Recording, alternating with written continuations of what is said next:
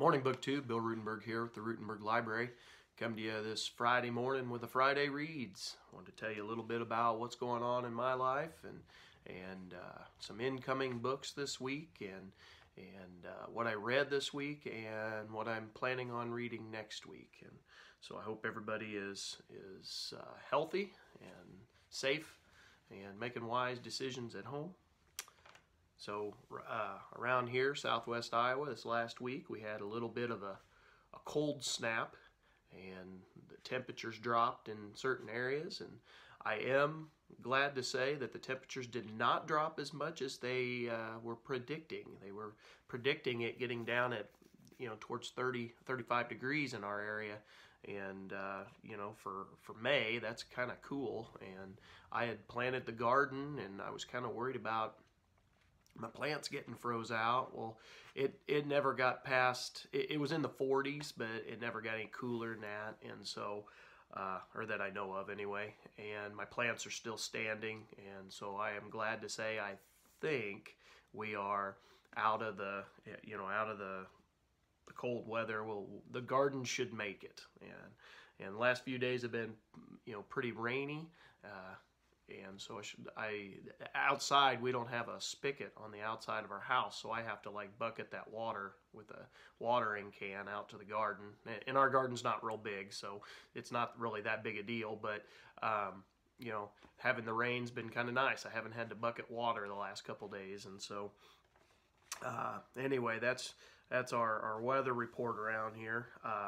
So I look forward to that, and had a big thing happen at school, and I forgot to mention this last week. I think I knew about it last week, but forgot to mention, I've talked to you in the past videos about we do these History Day projects with the National History Day contest at school, and there's a local level or a district contest, and there's a state contest, and there's a national contest. And these kids, they put together, they do pretty heavy research throughout the school year, and they put together a project that they present to judges, and they pick the best, the top two in each category, and they move on. And these things allow for a lot of creativity. The kids can make documentary movies. They can make just a plain exhibit like what you'd see in a museum. They could make, they could do a performance.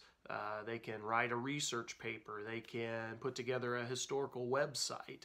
And so they've got some pretty creative things that they could do to present their findings, and they have to come up with a thesis statement. And they do a lot of the same stuff that historians do before they get into putting out a book or a documentary. Same kind of stuff. And so we're trying to teach them historical, like their inquiry skills and research skills, and just a lot of good history stuff. And so this year, of course, the virus hit 2 days before, or our schools got shut down 2 days before my district contest, and all of my projects, or almost all my projects, were at school, and some of them were still in the finishing stages. They had a couple things to put on their exhibit boards, or stuff like that. And so to try to make things fair, we had decided at our school I wasn't gonna enter any of the projects, because I didn't want to enter some and not all, because I just didn't feel that was fair. But anyway, long story short, one of my kids, his project was at home, and he had been working on it at home, and he had put together a very, very, very good project. And his dad had called me and said, "Hey, I know this is what you said, but this is pretty disappointing. We put in all this time." He teaches down south in Missouri, so he knows he does History Day in his room, so he knows how all that stuff goes. And so anyway, he had asked me, "Can we go ahead and enter this?" And I said, "Well, why not? Go ahead." And so he entered it, and lo and behold, not only did he advance on to the state level, because they were doing all this virtually, by the way. we weren't doing the face-to-face interviews and all that stuff. They were entering everything virtually. And not only did he go on to state, he made it to the nationals. And I personally, as a teacher, have never had a kid go to nationals, and that's always my goal. Is I've been wanting to get somebody to nationals, and we finally got one to nationals. And big thank you. His dad was helping on the teacher side of that, since he was, they were at home. So I have to, give kudos to them. And I'm really, really excited. He did a project on the American Disabilities Act, and it's just phenomenal what he's been able to do. So I wanted to give a little shout out to my student for that. So another big event in our house, my oldest daughter turned 17. Talk about feeling old. But she turned 17, and so we threw her a little little party here at the house, and we considered this the last of the little kid birthdays, because of course next year she'll be 18, she'll be a young woman, and you can't throw a little kid party for a young woman, although I wouldn't be surprised to see my wife try.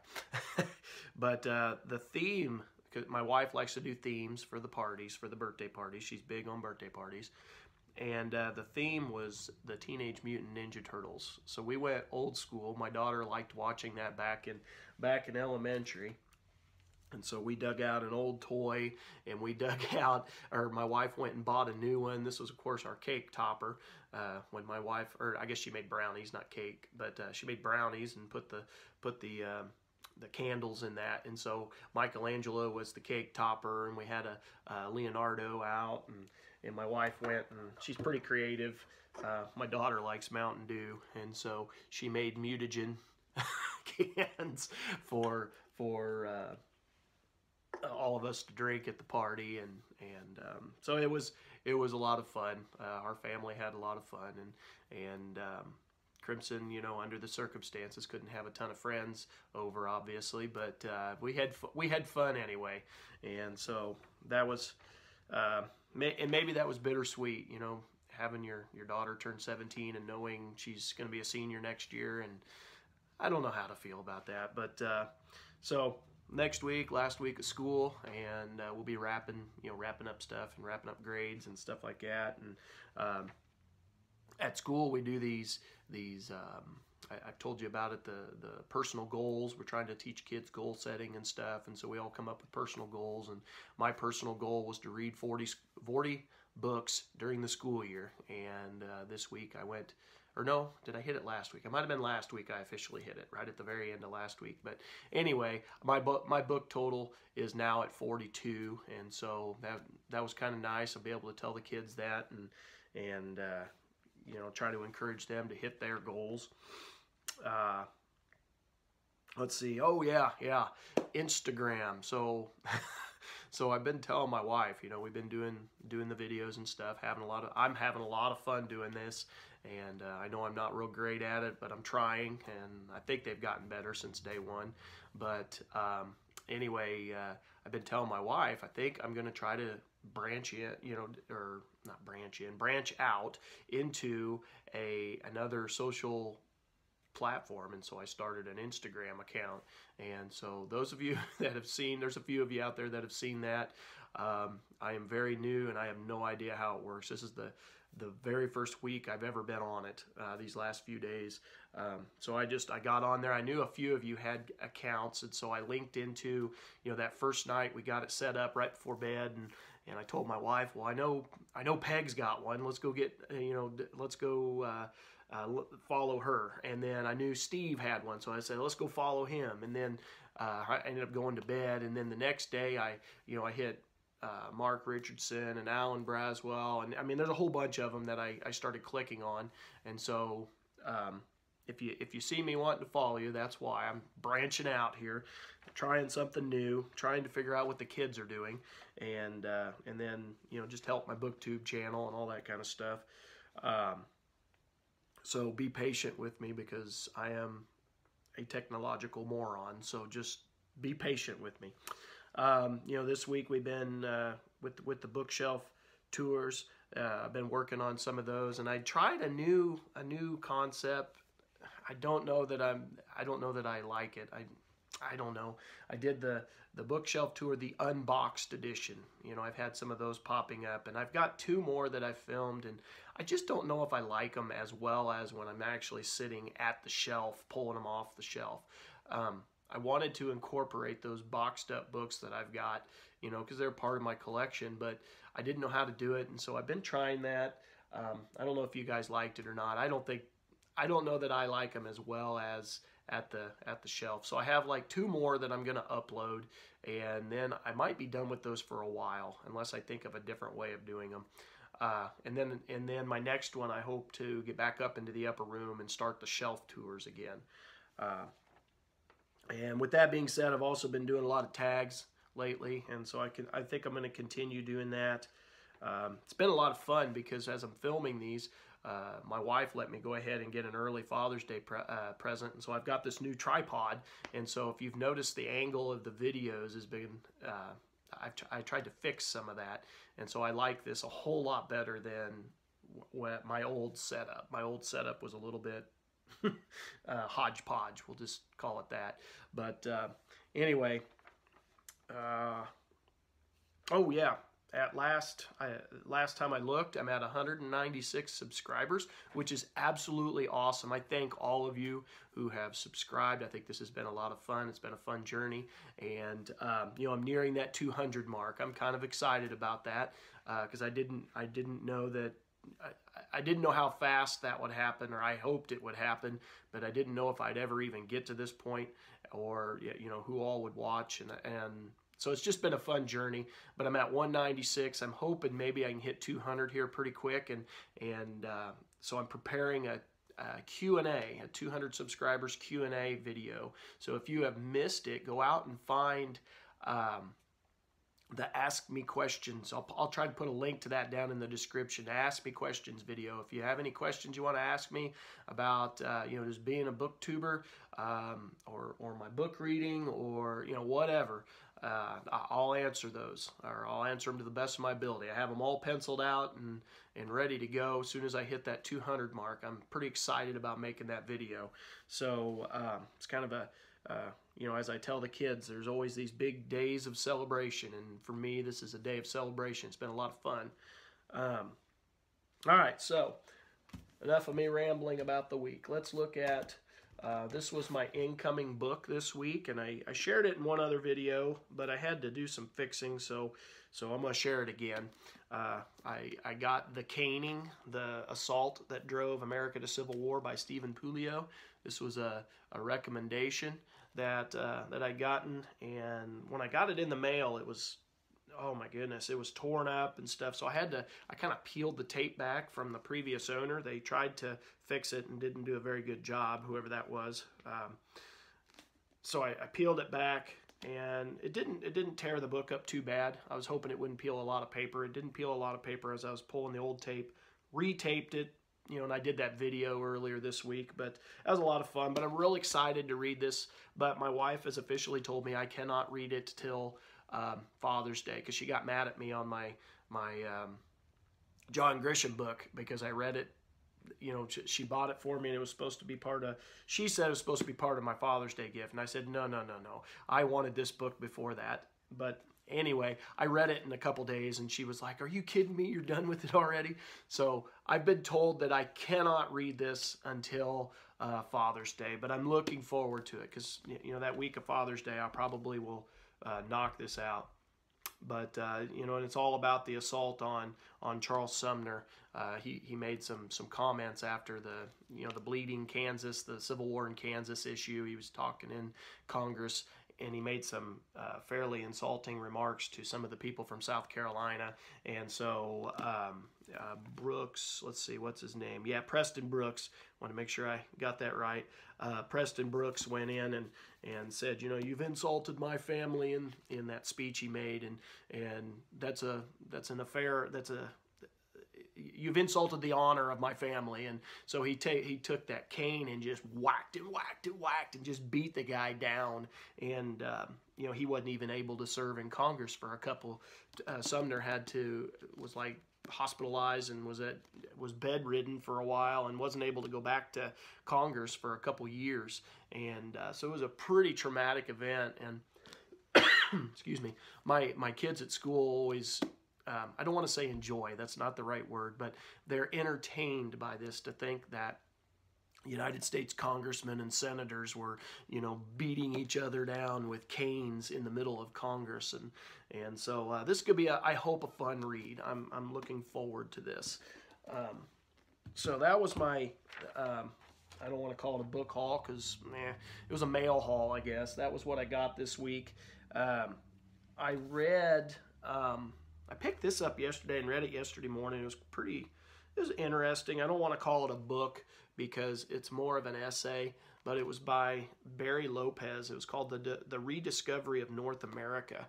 And that was kind of interesting. It was a essay that talked about when Columbus came and what the Europeans did to the Native Americans, and what just overall, as people moved westward, what they did to the environment as they were here, and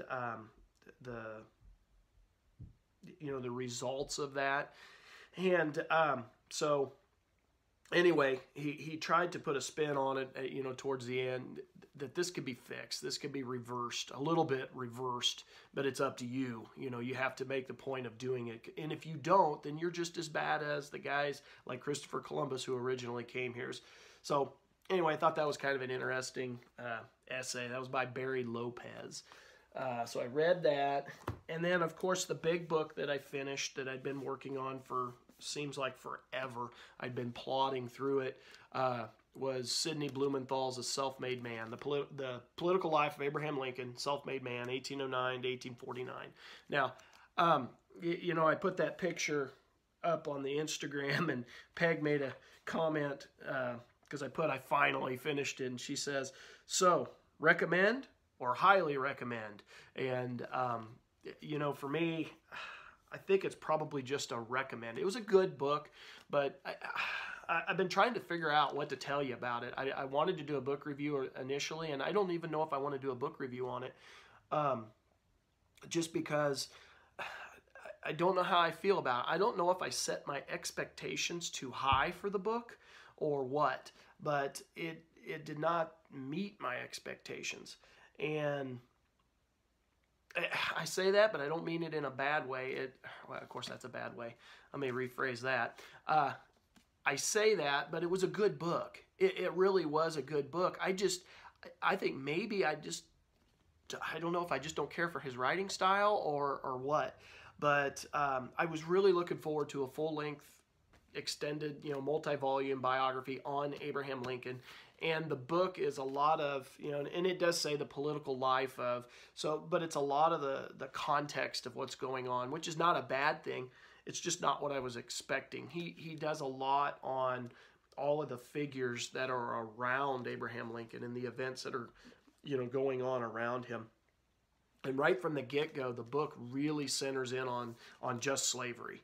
And not that that's a bad thing, but if you're talking the political life of Abraham Lincoln, yes, defeating slavery is his big gold nugget, but there was a lot of other stuff that Lincoln did, and I just don't feel that got highlighted enough, especially early in his career. I think maybe that he centered around slavery too much early on in Lincoln's career, because I think it's more the second half of his career. Early on, he's doing more of the promoting the Whig ideals and promoting transportation and stuff like that. And I just don't think that they hit enough, that Sidney Blumenthal hit enough on that. And but it shouldn't have been a surprise, because in the introduction or the prologue, whatever it was, the prologue, right off the get-go, he takes Abraham Lincoln and some stuff that happened to him when he was really younger and paints Abraham Lincoln as going through slavery himself, or a form of slavery himself. And it's kind of a powerful way to start the book, and it did set the tone for what it was going to be about. It's just not what my initial expectations were. And Now, with that being said, I did like how he really highlighted John C. Calhoun, which I'm not a fan of, but I have never had a really good understanding of him, and that's why I enjoyed that part, because I'm getting a better understanding. Last two books that I've read have really highlighted John C. Calhoun and showed what he did in the Southern cause, and so that's been good for me because I've learned some new stuff. He highlighted Daniel Webster. He highlighted William Seward. He highlighted Horace Greeley and oh goodness, what's the guy's name in New York? Thurlow Weed and anyway, he highlights all these people that are big names at the time period, and I think that was good. He highlighted the relationship with Stephen Douglas and how that got started, and so I really like how he did some of this, and I think it was overall it was a good job. It's just I have read a lot of stuff on Lincoln, and the stuff that was actually talked about Lincoln, I didn't really learn a whole lot that was new, but contextually I learned, stuff that's going on in the time period. I did learn some new stuff. So, it's kind of a So anyway, I would recommend the book. I don't know if I would highly recommend. I think there's some other ones that I would recommend before that. Now, with that being said, I'm still going to read Volume 2 and 3 that I have on the back shelf here. I will read those in the future. But anyway, that's my take on the book for right now. I don't know if that was a very good summary, but it was a good read. Now, this next week, my plans for this week. I started John Keegan's The American Civil War. Maybe I should, turn it like that. A military history. I did get that started, and I plan on reading that this week, and I don't know how fast I'll be able to read it. I didn't get very far. I only got like 10 pages in. I think I was still kind of centered around the Lincoln book, trying to take a deep breath after finishing that. But this is my plans for this week. And I also, in the bookshelf, when I was digging through the boxes, the other book that I picked up that I think I'll read this week, or at least start it and read a little bit here and there, is Ain't I a Woman? Female Slaves in the Plantation South by Deborah Gray White. And I really wanted to read that just because, earlier I had read Frederick Douglass, and I've told you I've read Solomon Northrop.